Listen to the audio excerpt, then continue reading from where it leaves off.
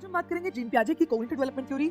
Gene पियाजे ने अपनी इस थ्योरी को समझाने के लिए 4 अवस्थाओं की बात की है, जिसके अंदर पहली जो अवस्था है वो है सेंसरी मोटर स्टेज यानी कि संवेदी गामक अवस्था।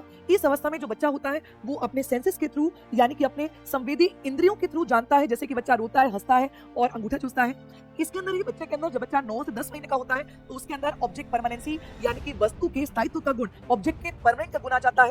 अब बात करते हैं दूसरी अवस्था की, प्री ऑपरेशनल स्टेज यानी कि पूर्व संक्रियात्मक अवस्था।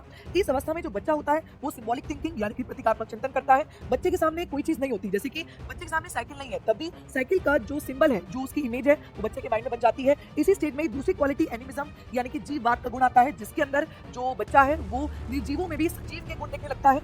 नेक्स्ट स्टेज है इसकी कॉन्क्रीट ऑपरेशन, जो कि तीसरी स्टेज है। इस स्टेज में बच्चा मूर्त यानी कि जो उसके सामने प्रेजेंट है उसके कॉन्क्रीट ऑपरेशन करने लगता है, यानी कि जो बच्चा है वो लॉजिक लगाने लगा, लेकिन जो लॉजिक है वो चीज जिसके सामने वो देख सकता है, कॉन्क्रीट चीजों पर ही वो लॉजिक लगाता है। चौथी जो अवस्था आती है वो आती है फॉर्मल ऑपरेशनल यानी कि औपचारिक संक्रियात्मक। इस अवस्था को एब्स्ट्रैक्ट ऑपरेशनल यानी कि अमूर्त संक्रियात्मक भी कहते हैं। इस अवस्था में जो बच्चा होता है वो अमूर्त संसाधनों यानी कि कोई भी चीज उसके सामने नहीं है, लेकिन तब भी वो उसके लिए कारण तर्क दे सकता है। तो ये थी पियाजे की 4 अवस्थाएं। पियाजे ने जो 4 अवस्थाएं दी है, ये कहा है कि बच्चा जो होता है वो अपने से बड़ों से गुणात्मक रूप से भिन्न होता है और इन 4 अवस्थाओं से ही प्रोग्रेसिवली बच्चा इस स्टेज से गुजरता है। तो मैं उम्मीद करती हूँ कि आपको ये पियाजे का ये कंसेप्ट क्लियर हुआ होगा। अगर वीडियो पसंद आई हो तो लाइक करें, शेयर करें और चैनल को सब्सक्राइब करें। धन्यवाद।